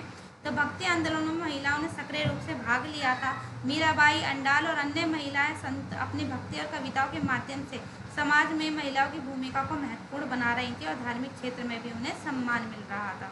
लोकप्रिय संस्कृति का विकास हुआ यहाँ पे। तो भक्ति संतों ने स्थानीय भाषाओं में गीत, कविताएं और कहानियाँ कहीं जो आम लोगों के बीच काफ़ी लोकप्रिय हो गई, जिससे एक नए क्षेत्रीय साहित्य और संस्कृति के विकास में भी योगदान दिया।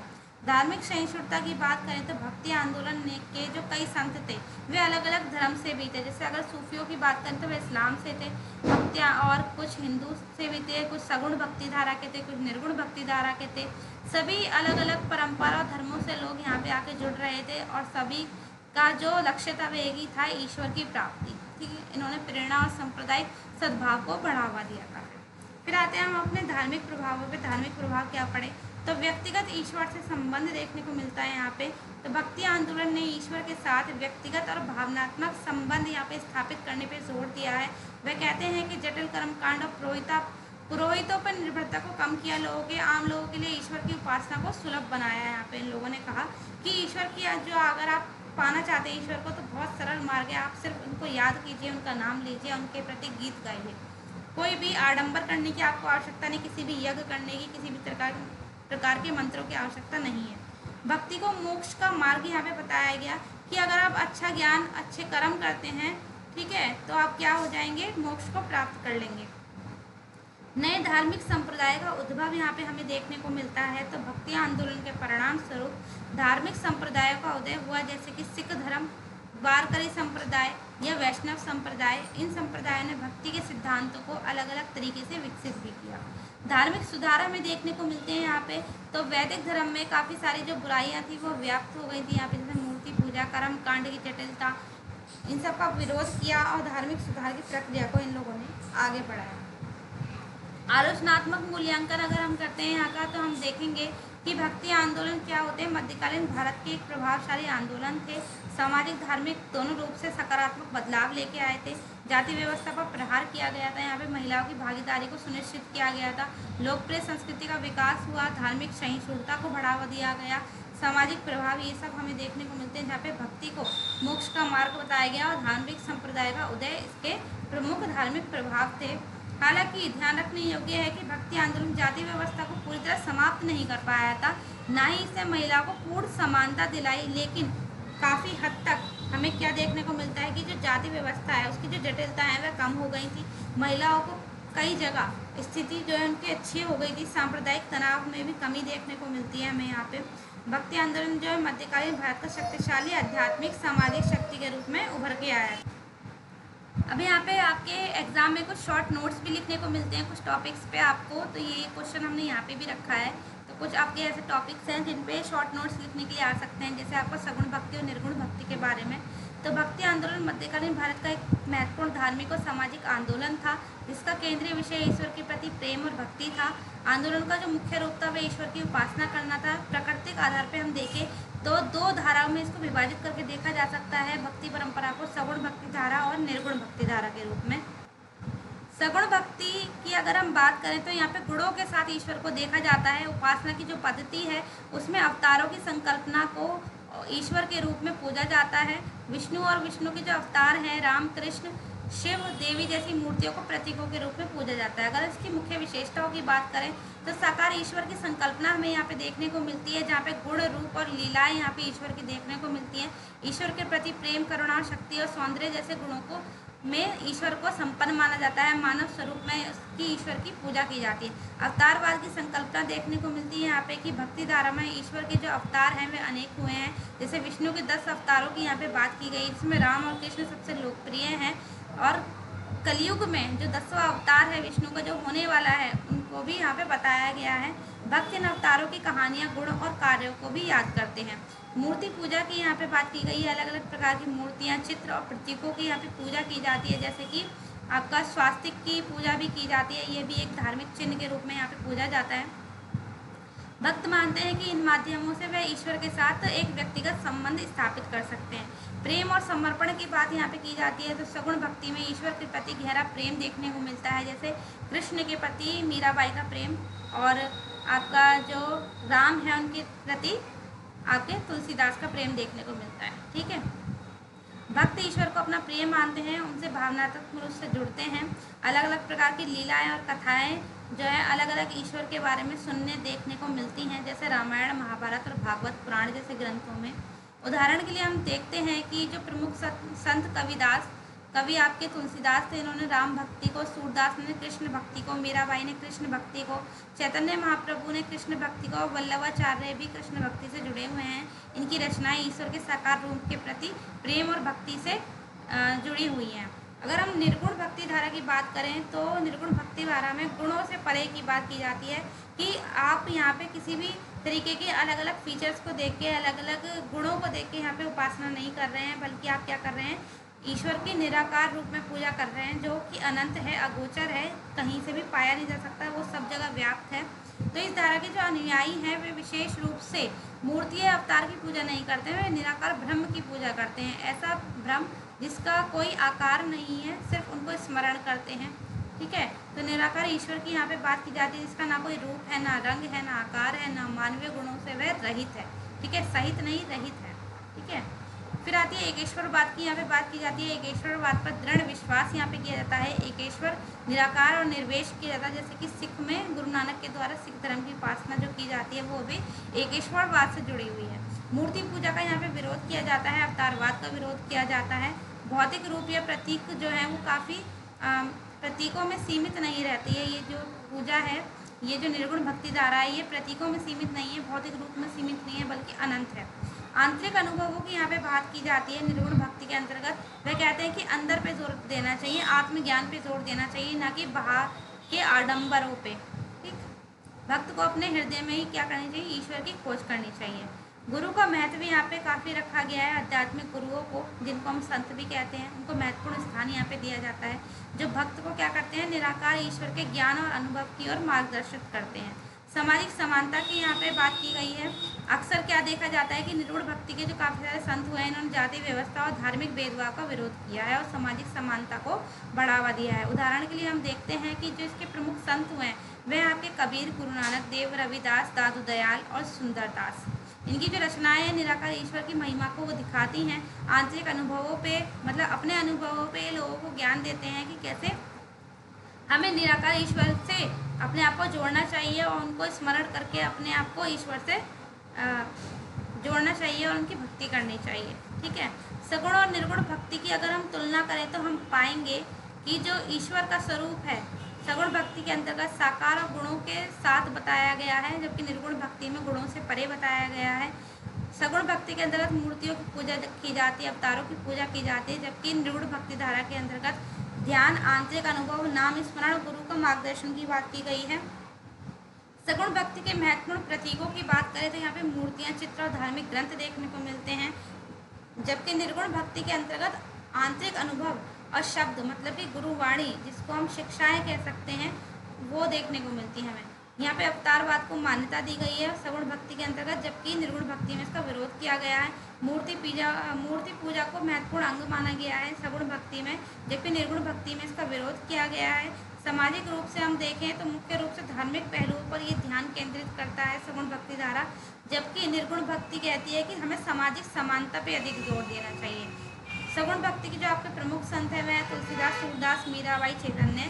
जबकि निर्गुण भक्ति धारा के जो संत हुए हैं वह हैं कबीर, गुरु नानक, रविदास और दादू दयाल। निष्कर्ष की बात हम करें तो जो ये दोनों भक्ति आंदोलन थे, दो महत्वपूर्ण धाराएं थी जिन्होंने मध्यकालीन भारत में धार्मिक और सामाजिक जीवन को प्रभावित किया। और सगुण भक्त में साकार ईश्वर के प्रति प्रेम और समर्पण पर जोर दिया और निर्गुण भक्ति धारा में ब्रह्म की उपासना पर महत्व दिया। दोनों ही धाराओं ने भक्ति के महत्व को स्थापित किया और लोगों को तक अलग अलग तरीके से अपनी बातों को पहुंचाया और ईश्वर के साथ जुड़ने पर जोर दिया है। ठीक है, नेक्स्ट टॉपिक आता है हमारा संस्कृतिकरण और सांस्कृतिक अंत्यक्रिया। तो संस्कृतिकरण और सांस्कृतिक अंत्यक्रिया दो महत्वपूर्ण अवधारणाएं हैं जो भारतीय समाज और संस्कृति के विकास को समझने में मदद करती हैं। सांस्कृतिकरण एक सामाजिक परिवर्तन की प्रक्रिया है, जबकि जो सांस्कृतिक अंत्यक्रिया है इसमें विभिन्न संस्कृतियों के बीच आदान प्रदान और प्रभाव को ये दर्शाती है। ठीक है, संस्कृतिकरण का अर्थ होता है कि समाज में जो भी परिवर्तन हो रहे हैं वे कैसे हो रहे हैं, जबकि सांस्कृतिक अंत्यक्रिया का मतलब है कि दो संस्कृति या दो से अधिक संस्कृतियों के बीच जो आपस में प्रभाव देखने को मिल रहे हैं, उनके बीच में जो संपर्क हुआ है, उनमें जो अदला बदलाव हुए हैं वो कैसे, मतलब क्या क्या हुए हैं। ठीक है, तो मध्यकालीन भारत के संदर्भ में इन दोनों को देखा जा सकता है। अगर हम सांस्कृतिकरण की बात करें तो इसकी जो अवधारणा है, इसके प्रतिपादन समाजशास्त्री M.N. श्रीनिवास ने किया था। उनके अनुसार ये वह प्रक्रिया है जिसके द्वारा कोई निम्न हिंदू जाति या जनजाति या कोई अन्य समूह उच्च और अक्सर जो दूसरी जाति के रीति रिवाज हैं, कर्मकांड है, विचारधारा है, उनकी जीवन शैली का अनुकरण करके सामाजिक सीढ़ी में ऊपर उठने का प्रयास करता है। ठीक है, उन्होंने कहा कि जब कोई नीची जाति के हिंदू क्या करते हैं, अपने से ऊंची जाति के लोगों के रिवाजों को फॉलो करते हैं, उनकी जीवन शैली को फॉलो करते हैं और अपने आप को ऊपर उठाने की कोशिश करते हैं, तो वह संस्कृतिकरण कहलाता है। क्योंकि क्या कर रहे हैं, वो अपनी संस्कृति को बदल रहे हैं। संस्कृतिकरण की मुख्य विशेषताओं की अगर हम बात करें तो यहाँ पे अनुकरण की बात की जाती है कि निम्न जातियाँ उच्च जातियों में बदलने की कोशिश करती है अपने आप को, विशेषकर ब्राह्मण और क्षत्रिय के रीति रिवाज, खान पान की आदत, वेशभूषा और धार्मिक प्रथाओं का यहाँ पे अनुकरण करने की बात की गई है। सामाजिक गतिशीलता यहाँ पे देखने को मिलती है क्योंकि संस्कृतिकरण का मुख्य उद्देश्य ही क्या है, सामाजिक स्थिति को ऊपर उठाना, स्थिति में परिवर्तन लाना। सामूहिक प्रक्रिया की बात की गई यहाँ पे कि व्यक्तिगत प्रक्रिया नहीं है, यहाँ पे क्या किया जाता है, पूरे जातीय समूह के लोगों द्वारा इसको अपनाया जाता है। दीर्घकालिक प्रक्रिया है क्योंकि इसमें काफ़ी समय लगता है, क्योंकि आदतों को बनने में एक लंबा समय लगता है। और एक सतत प्रक्रिया है, जब आप किसी चीज़ को कंटिन्यू करते हैं, लगातार किसी काम को करते हैं, तभी क्या होता है, उस चीज़ की आपको आदत लगती है। स्थानीय प्रभुत्वशाली जाति का प्रभाव यहाँ पे देखने में मिलता है। तो संस्कृतिकरण की प्रक्रिया में अक्सर स्थानीय रूप से जो ऊंची जाति के लोग होते हैं, इनके जो रीति रिवाज होते हैं वे प्रभावित होते हैं काफ़ी, ना कि केवल ब्राह्मणवादी परंपराओं से प्रभावित हैं ये। तो काफ़ी सारे लोगों के द्वारा सिर्फ ब्राह्मणवादी परंपरा को अपनाया जाता था, जबकि कुछ जो होते थे नीची जाति के लोग, उनके द्वारा अन्य जो वैश्य और क्षत्रिय हैं उनकी परंपरा को भी अपनाया गया था। केवल अनुकरण करना नहीं है। तो श्रीनिवास के द्वारा कहा गया कि संस्कृतिकरण केवल नए रीति रिवाजों को अपनाने तक सीमित नहीं है, उसके अंतर्गत उनकी जो साहित्य हैं, ठीक है, उसमें जो विचार व्यक्त किए गए हैं, बताए गए हैं, उनके जो मूल्य बताए गए हैं वहाँ पे, उनको भी ग्रहण करना इसमें शामिल किया गया है। चाहे वो कर्म हो, धर्म हो, पाप पुण्य हो, माया हो, संस्कार हो या मोक्ष हो, इन सब पे भी जोर दिया गया है। मतलब सिर्फ आपको बाहरी तौर पे अपने आप को चेंज नहीं करना है, आंतरिक तौर पे भी अपने आप को चेंज करना है। जब आंतरिक तौर पे चेंज करने की बात आती है तो इसमें बहुत ज़्यादा लंबा समय आपको लगता है। मध्यकालीन भारत में अगर हम संस्कृतिकरण के उदाहरण देखें तो हम पाएंगे कि कई गैर शाकाहारी निम्न जातियों ने शाकाहार को अपना लिया था। कुछ जातियों ने अपने स्थानीय देवी देवताओं को सांस्कृतिक हिंदू देवी देवताओं के साथ जोड़ना शुरू कर दिया था। निम्न जातियों ने ऊंची जातियों के लोगों के साथ विवाह करना और अन्य संस्कारों के रीति रिवाजों का पालन करना शुरू कर दिया था उनकी तरह ही। कुछ जनजातीय समूहों ने हिंदू धर्म को अपना लिया था और स्वयं को एक विशिष्ट जाति के रूप में भी वह दावा करते थे कि हम एक ऊंची जाति से बिलोंग करते हैं। ठीक है, अब हम देखते हैं अपना दूसरा टॉपिक जिसमें आता है हमारा सांस्कृतिक अंत्यक्रिया, कल्चरल इंटरैक्शन। तो सांस्कृतिक अंत्यक्रिया विभिन्न संस्कृतियों के बीच विचार, मूल्य और रीति रिवाजों, कला और जीवन शैली का आदान प्रदान की बात यहाँ पे की जाती है। कि मध्यकालीन भारत के अंतर्गत ये अंत्यक्रिया की गई थी। इसका महत्वपूर्ण केंद्र था मध्यकालीन भारत, जब विभिन्न धार्मिक, भाषाई और क्षेत्रीय संस्कृतियाँ एक दूसरे के संपर्क में आई थी। क्योंकि बहुत ज़्यादा इंटरचेंज हमें यहाँ पे देखने को मिलता है, क्योंकि इस्लाम जो है वो प्रवेश कर चुका था देश में। मध्यकालीन भारत में सांस्कृतिक अंत्यक्रिया के प्रमुख पहलू हैं। सबसे पहले इसमें धार्मिक समन्वय आता है। हिंदू धर्म और इस्लाम के बीच विचारों का आदान प्रदान यहाँ पे हुआ। सूफी संत और भक्ति संतों ने प्रेम, सहिष्णुता और ईश्वर के प्रति जो अलग अलग मार्ग बताए थे, मूल्य बताए थे, जिन पे जोर दिया था, और दोनों के बीच कुछ समानताएं भी थी, कुछ अलग भी था, और जो अलग था उन्होंने क्या किया, आपस में उसका आदान प्रदान किया। कला और वास्तुकला की अगर हम बात करें तो इंडो इस्लामिक वास्तुकला का विकास यहाँ पे देखने को मिलता है। जो हिंदू शैलियाँ थी और जो इस्लामी शैलियाँ थी, अलग अलग चीज़ों को बनाने की, चाहे वो लिखावट की हो, चाहे इमारत और स्मारक बनाने की हो, उन दोनों का आपस में मिश्रण हुआ और एक नई वास्तुकला की शैली हमें देखने को मिली, जिसे हम इंडो इस्लामिक वास्तुकला की शैली कहते हैं, जिसमें महलों, मस्जिदों और मकबरों में भारतीय रूपांकनों को भी, सजावटी तत्वों को वहाँ पे देखने को मिलता है, जैसे कि टाइलों का यूज़, ठीक है, या चित्रकारी का यूज़। जो इस्लामी धर्म में चित्रकारी का यूज़ नहीं होता था, अलग अलग जगहों पे दीवारों पे, वह हिंदू धर्म की चीज़ें जो है उधर चली गई और वहाँ पे भी अब उनका यूज़ होने लगा। जहाँ हिंदू धर्म में मेहराबों वगैरह का यूज़ नहीं होता था, वहाँ अब उनकी जो इमारतें थी वहाँ पे मेहराब भी देखने को मिलते हैं, जैसे कि आप देखते होंगे ऐसे पिलर्स के ऊपर जो इस तरीके के मेहराब देखने को मिलते हैं कई बार, ठीक है। ये हिंदू धर्म, मुस्लिम, इस्लाम धर्म के थे और फिर बाद में ये हिंदू धर्म के स्मारकों में भी देखने को मिलते हैं। इसी तरीके से क्या हुआ, दोनों ही समुदाय का आपस में मिश्रण हो गया। भाषा और साहित्य में हम देखें तो फारसी, अरबी और तुर्की भाषाओं के कई शब्द भारतीय भाषाओं में शामिल हो गए थे और कई हिंदी भाषा और क्षेत्रीय भाषाओं के शब्द कहाँ चले गए थे, फारसी, अरबी और तुर्की भाषाओं में चले गए थे। अलग अलग रचनाएं हमें देखने को मिलती हैं यहाँ पे। खान पान और वेशभूषा की बात करें तो भोजन और भाषा की जो शैलियाँ हैं और जो पहनने ओढ़ने के कपड़े हैं, उनमें भी क्या आ गया, परिवर्तन आ गया। आपस में जो तत्व हैं वे शामिल हो गए। वेशभूषा भी नए प्रकार की यहाँ पे आ गई। प्रशासन और शासन की बात करें तो मुस्लिम शासक जो है अलग अलग भारतीय राज्यों पर राजस्व, अलग अलग प्रकार के प्रशासन करने लग गए। राजस्व प्रणालियों को अपनाया गया, उनमें सुधार किया गया। उन्होंने भारतीय विद्वानों और प्रशासकों को उच्च पदों पर नियुक्त भी किया था मुस्लिम शासकों ने। जैसे अकबर के दरबार में आपको 9 रत्न देखने को मिलते हैं, जिसमें से जो आपके 2 महत्वपूर्ण उनके जो पद थे, जो एक तो आपका राजस्व से जुड़े हुए जो मंत्री थे, वित्त मंत्री जो थे उनके, वो टोडरमल थे, और दूसरे जो थे आपके वो थे बीरबल, ठीक है, जिनको मोहनदास के नाम से जाना जाता है। बीरबल नाम अकबर के द्वारा बाद में उनको दिया गया था। तो ऊंचे पदों पे हिंदुओं को भी इन्होंने क्या किया था, बढ़ावा दिया था। तो इससे क्या देखने को मिलता है, सांस्कृतिक आदान प्रदान देखने को यहाँ पे मिलता है। सांस्कृतिकरण और सांस्कृतिक अंत्यक्रिया के बीच में संबंध भी यहाँ पे हमें देखने को मिलता है। तो दोनों के बीच परस्पर संबंधित प्रक्रियाएं देखने को मिलती हैं, व्यापक संदर्भ प्रदान करती हैं ये एक दूसरे को, क्योंकि जब क्या होता है, कोई चीज़ आपस में चेंज होती है तो वो सांस्कृतिक अंत्यक्रिया कहलाती है, और जब वो चेंज हो जाती है तो उसका संस्कृतिकरण हो जाता है। तो इसी वजह से ये दोनों क्या हैं, आपस में जुड़े हुए हैं। उदाहरण के लिए हम देखेंगे कि मध्यकालीन भारत में जो नीची जातियाँ थीं, वे फारसी शिष्टाचार, वेशभूषा और खान पान की आदतों को अपनाया उन लोगों ने, जो हिंदू निम्न जातियाँ थी उन्होंने। तो इससे क्या हो गया, उनका सांस्कृतिकरण हो गया, ठीक है, जो क्या था, सांस्कृतिक अंत्यक्रिया का ही परिणाम था। आलोचनात्मक मूल्यांकन अगर हम करें इसका, तो हम पाएंगे कि संस्कृतिकरण की जो अवधारणा है, इसकी कुछ आलोचनाएं भी रही हैं। कुछ विद्वान तर्क देते हैं कि ये अवधारणा क्या है, उच्च जातियों के प्रभुत्व को बनाए रखने में मदद करती है, क्योंकि ज़्यादातर हम देख रहे हैं यहाँ पे कि निम्न जाति के जो लोग हैं वो क्या कर रहे हैं, अपने आप को ऊँची जातियों की जैसा बनाने की कोशिश कर रहे हैं, ठीक है।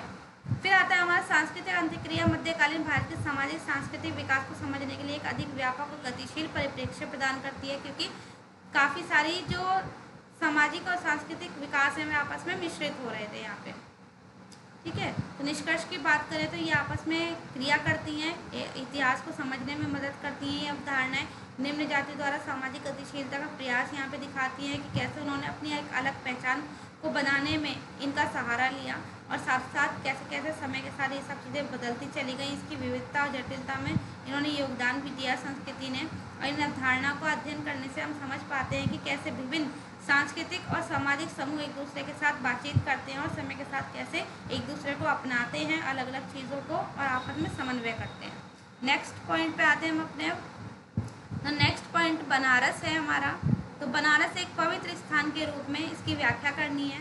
तो एक पवित्र स्थान वह विशिष्ट क्षेत्र होता है जिसे किसी विशेष धर्म या संस्कृति द्वारा पवित्र या पूजनीय माना जाता है। तो जो आपका बनारस है, ये एक धर्म के हिसाब से क्या है, एक विशिष्ट धर्म पवित्र स्थान है ये, ये स्थान प्राकृतिक या मानव निर्मित हो सकते हैं और विभिन्न परंपराओं में इसका महत्व व्यापक रूप से देखा जा सकता है। पवित्र स्थानों पर अक्सर पूजा, तीर्थ यात्रा, ध्यान या किसी महत्वपूर्ण धार्मिक घटना या सत्ता की याद दिलाने वाले ऐसे स्थल होते हैं जो एक पवित्र स्थान के रूप में माने जाते हैं। बनारस का ऐतिहासिक और पौराणिक महत्व देखें तो जो बनारस है, जिसे वाराणसी और काशी के नाम से भी जाना जाता है, भारत के सबसे प्राचीन जीवित शहरों में से एक है। ये हिंदू धर्म में इसका अद्वितीय स्थान देखने को मिलता है। काफ़ी ऊंचे दर्जे पे बनारस को देखा जाता है। इसकी पवित्रता और महत्व ऐतिहासिक पौराणिक कारणों से काफ़ी देखने को मिलती है। प्राचीनता की बात अगर हम करते हैं तो बनारस को दुनिया के सबसे पुराने बसे हुए शहरों में से एक माना जाता है। किंवदंती मतलब सुनी सुनाई कहानियों की अगर हम बात करें तो यह शहर इतिहास, परंपरा और किंवदंती से भी पुराना है। शिव की नगरी इसको कहा जाता है, काशी को। तो हिंदू पौराणिक कथाओं में बनारस को भगवान शिव और उनकी पत्नी पार्वती का निवास स्थान भी माना जाता है। माना जाता है कि शिव ने पार्वती से जो विवाह किया तो उन्होंने बनारस में ही अपने यहाँ पे घर बनाया आके। फिर मोक्ष की नगरी भी इसको बोला जाता है। हिंदुओं का मानना है कि बनारस में मरने वाले को मोक्ष और जन्म मृत्यु के चक्र से क्या मिल जाता है, मुक्ति मिल जाती है। इसलिए ये जो शहर है सदियों से हिंदुओं के लिए क्या रहा है, एक अंतिम तीर्थ स्थल के रूप में भी रहा है। गंगा नदी का महत्व, क्योंकि बनारस जो है वो गंगा नदी के तट पर ही स्थित है। हिंदू धर्म में जो सबसे पवित्र नदी है वह गंगा को ही माना जाता है। इसी वजह से गंगा में स्नान करने से क्या होता है, सभी पाप धुल जाते हैं, तो आध्यात्मिक शुद्धि हो जाती है। इसलिए आध्यात्मिक दृष्टि से भी बनारस को महत्वपूर्ण माना जाता है।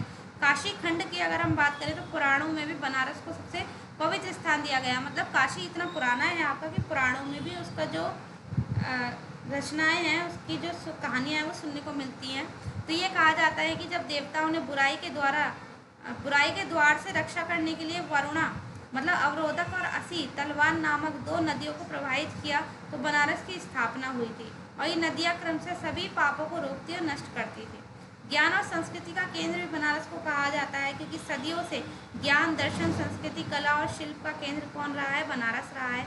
कई महान विद्वान, कलाकार और संगीतकारों को इसने जन्म दिया।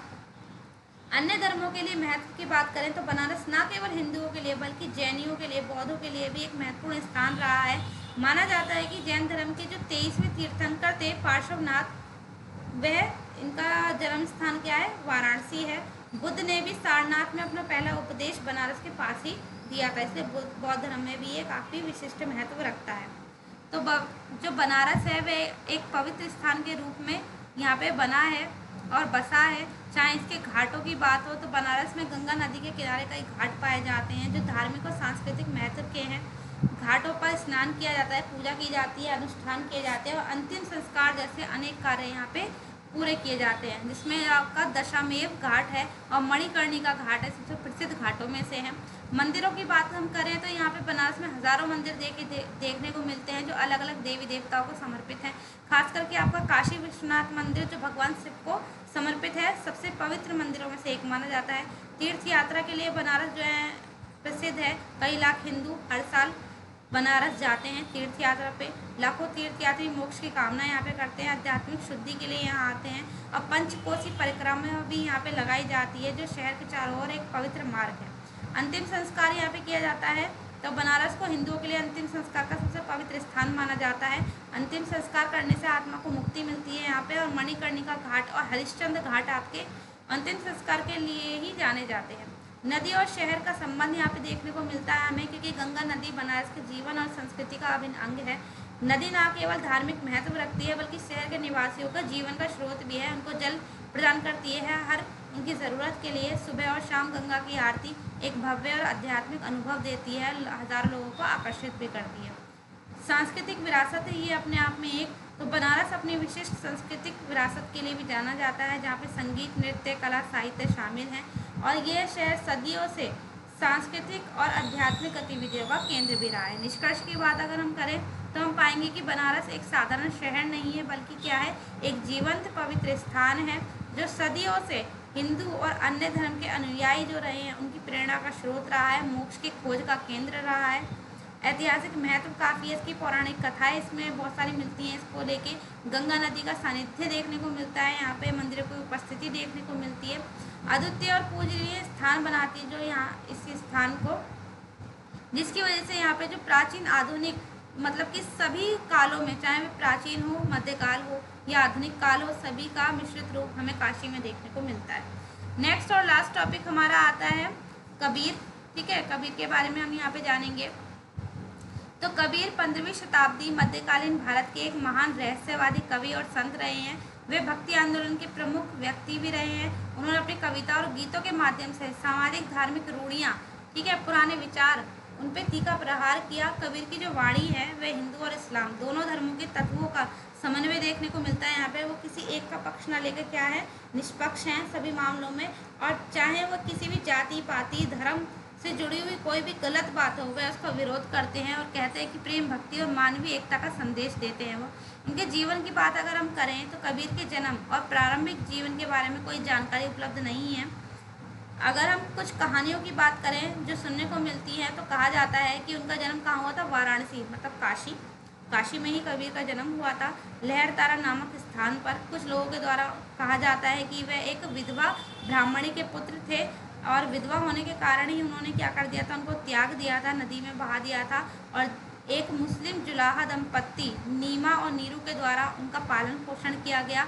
औपचारिक शिक्षा उन्होंने प्राप्त नहीं की, फिर भी वे क्या थे, एक साधारण बुनकर का जीवन जीते हैं। और उनकी जो भाषा है वह इतनी सरल है, लेकिन इतनी गहन शिक्षा उनकी जो वाणी है उसमें देखने को मिलती है कि अलग जो जटिल से जटिल चीज़ें हैं उनको समझने में भी वो मदद करती है। कबीर के जो गुरु के संबंध में अलग अलग मत देखने को मिलते हैं। कुछ लोग कहते हैं कि स्वामी रामानंद के शिष्य थे वे, जो भक्ति आंदोलन के महत्वपूर्ण संत भी थे। और कबीर ने अपने जीवन का अधिकांश समय वाराणसी में ही बिताया, लेकिन अपने विचारों के कारण और उन्हें रूढ़िवादी हिंदू और मुस्लिम दोनों समुदायों का विरोध भी करना पड़ा। तो कुछ लोग ऐसे होते हैं जो अपने जीवन में अपने विचारों में बदलाव का विरोध करते हैं, और ऐसे ही कुछ लोगों के द्वारा उनका विरोध किया गया। कबीर ने गृहस्थ जीवन बिताया और उनकी पत्नी का नाम लोई था। उनके 2 बच्चे भी थे और कहा जाता है कि जो उनके जीवन के अंतिम दिन हैं उन्होंने मगहर में बिताए, जहाँ उनकी मृत्यु हो गई थी फिर बाद में। ठीक है, जबकि कहा जाता था कई लोगों के द्वारा कि मगहर में अगर कोई अंतिम सांस लेता है तो वो सीधा नरक को जाता है। इसी वजह से जब उन्हें लगा कि उनके जीवन के अंतिम दिन पास आ गए हैं तो वह मगहर ही चले गए, कि उन्होंने कहा कि हम भी देखते हैं जाके क्या होता है। सिद्धांत और शिक्षाओं की अगर हम बात करें तो कबीर की जो शिक्षाएं हैं उनके दोहे, पदों और साखियों में निहित हैं, जो सरल भाषा में गहरी आध्यात्मिक और सामाजिक संदेश देते हैं। एक ईश्वर की बात करते हैं वे कबीर, क्योंकि निर्गुण भक्ति परंपरा से जुड़े हुए थे, तो अद्वितीय ईश्वर में विश्वास रखते हैं। उन्होंने राम, रहीम, अल्लाह, हरि आदि नामों से ईश्वर को संबोधित किया। मूर्ति पूजा, धार्मिक प्रतीकों और भारी उपासना का वे विरोध करते हैं। सरल जीवन और आत्मा की शुद्धि पे वे बल देते हैं। प्रेम और भक्ति की बात करें तो ईश्वर तक पहुंचने का सबसे सरल तरीका क्या है, प्रेम। हर व्यक्ति, हर जीव से प्रेम, ठीक है, और भक्ति। साथ ही साथ हृदय की पवित्रता की बात वे कहते हैं कि सच्चे हृदय से अगर कोई काम किया जाए, किसी के बारे में ना बुरा सोचो ना करो, तो क्या करेंगे आप, ईश्वर को प्राप्त कर लेंगे। मानवीय एकता की बात वे कहते हैं जाति पाति का विरोध करते हैं। जाति, धर्म, लिंग सभी स्थितियाँ ऐसी जो समाज में भेदभाव को जन्म देती हैं, वह इसका विरोध करते हैं। हिंदू मुसलमानों के बीच एकता और सद्भाव को स्थापित करने का प्रयास करते हैं। आंतरिक अनुभवों में हम पाएंगे कि कबीर क्या करते हैं, बाहरी कर्मकांड और धार्मिक ग्रंथों में पंडिताई की बजाय व्यक्तिगत आध्यात्मिक अनुभव वे कहते हैं कि जो काम वह कर रहे हैं हम खुद ही क्यों ना कर लें, हम आत्मज्ञान पर अपना जोर दें, ईश्वर के साथ सीधा संपर्क अपना बनाएं। क्योंकि ईश्वर क्या होता है, प्रत्येक व्यक्ति के हृदय में निवास करता है, उसे अपने भीतर ही खोजना चाहिए। गुरु का महत्व बताते हैं कि कबीर ने आध्यात्मिक गुरु संत के महत्व को स्वीकार किया, जो शिष्य को सत्य का मार्ग दिखाते हैं। उन्होंने कहा कि हर व्यक्ति के जीवन में एक गुरु होना आवश्यक है, जो उसको क्या दे, सही मार्ग दे। लेकिन गुरु भी हमें बहुत सोच समझ के बनाना चाहिए कि जो हमें सही रास्ता दिखाए, ना कि किसी गलत रास्ते पे ले जाए। माया का त्याग की बात वे कहते हैं कि संसारिक मोह माया में कुछ नहीं रखा है, भौतिक आसक्तियों पर दूर रहने की बात करते हैं। वे भौतिक आसक्तियों से, भौतिक चीज़ों से, मोह माया के जाल से सरल जीवन जीने पे वह उपदेश देते हैं कि सभी को क्या करना चाहिए, सरल जीवन जीना चाहिए। सामाजिक बुराइयों का विरोध करते हैं, साथ साथ जैसे जाति व्यवस्था, अंधविश्वास, धार्मिक पाखंड का खुलकर उन्होंने विरोध किया था। ठीक है, अगर हम देखें कि भक्ति आंदोलन में कबीर का काफ़ी योगदान रहा है। निराकार भक्ति प्रचार उन्होंने किया, ठीक है, ईश्वर के निराकार रूप की उपासना करने पे उन्होंने जोर दिया है। सरल और सर्वव्यापक मार्ग जो है वो लोगों को बताया। सामाजिक समानता का संदेश उन्होंने दिया कि सभी प्रकार के जो बंधन है, चाहे वह धर्म के हों चाहे वह जाति के हों, उनको तोड़ के लोगों को क्या करना चाहिए, आपस में समानता का भाव लाना चाहिए और सभी को एक साथ मिलकर रहना चाहिए। धार्मिक समन्वय का प्रयास वह करते हैं, कहते हैं कि सभी धर्मों के लोग जो आपस में बटे हुए हैं अलग अलग चीज़ों के माध्यम से, उन्हें क्या करना चाहिए, एकता के सूत्र में बंध जाना चाहिए। लोक भाषा का वह प्रयोग करते हैं, तो